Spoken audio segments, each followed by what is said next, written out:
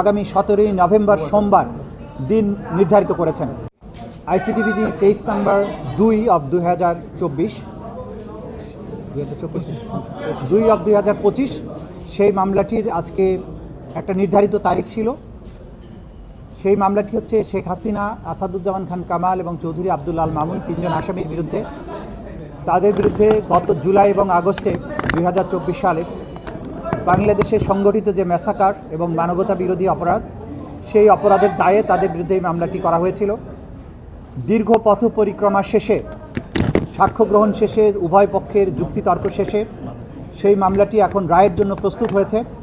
আজকে মাননীয় আদালত এই মামলাটির রায় ঘোষণার জন্য আগামী 17ই নভেম্বর সোমবার দিন নির্ধারিত করেছেন। ইনশাল্লাহ আগামী 17ই নভেম্বর সোমবার এই মামলাটির রায় ঘোষিত হবে।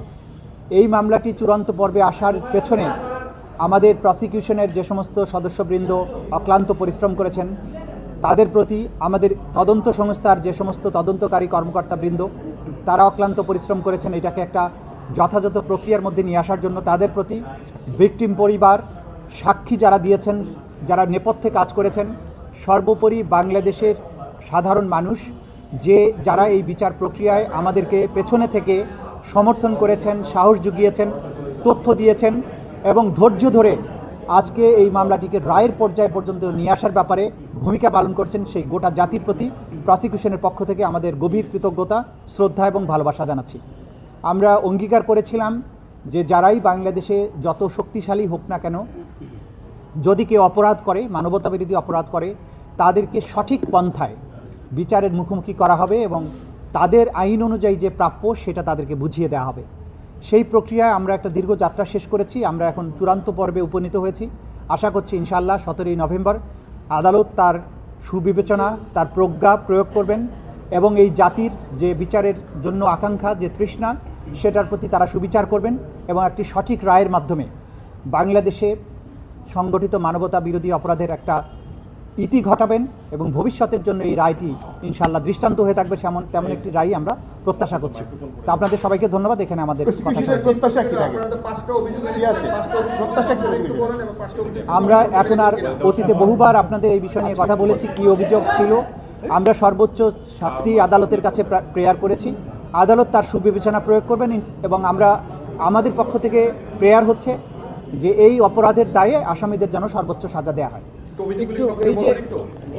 এই রায় ঘোষণার দিন ধার্যকে কেন্দ্র করে দেশে যে পরিস্থিতি তৈরি করা হয়েছে, এখানে আপনার কাছে মনে হয় কিনা যে এটি থ্রেট টু জাস্টিস বা এরকম কিছু বিচারকে সরাসরি যদি কেউ বিচার প্রক্রিয়াকে বানচালের জন্য কোনো হুমকি দেন, কোনো কার্যক্রম করেন, ডেফিনেটলি সেটা আদালতের প্রতি, আদালতের প্রসেস, আদালতের প্রক্রিয়াকে বাধাগ্রস্ত করার শামিল হবে।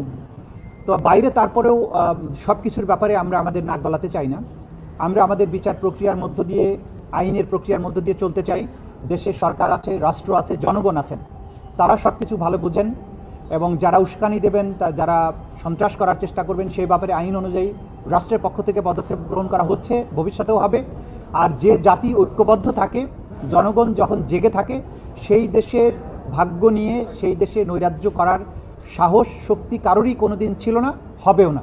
আমরা বাংলাদেশের জনগণের দেশপ্রেম, তাদের প্রজ্ঞা, তাদের ভালোবাসার প্রতি শ্রদ্ধাশীল। দেশের সরকারের বিভিন্ন সংস্থা, বাহিনীর প্রতি আমাদের আস্থা আছে।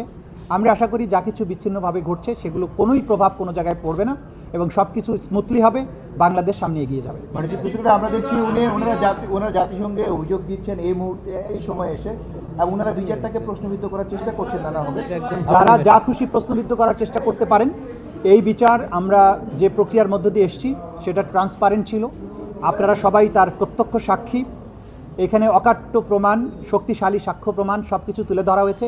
জাতির সামনে এই বিচার হয়েছে, আইনজীবী নিয়োগ দেওয়া হয়েছে, দুনিয়ার সামনে ক্রিস্টাল ক্লিয়ারভাবে উপস্থাপন করা হয়েছে। সুতরাং তারা যত খুশি প্রশ্ন করতে পারেন। আইন তার নিজস্ব গতিতে চলবে, ন্যায় বিচার তার নিজস্ব গতিতেই চলবে।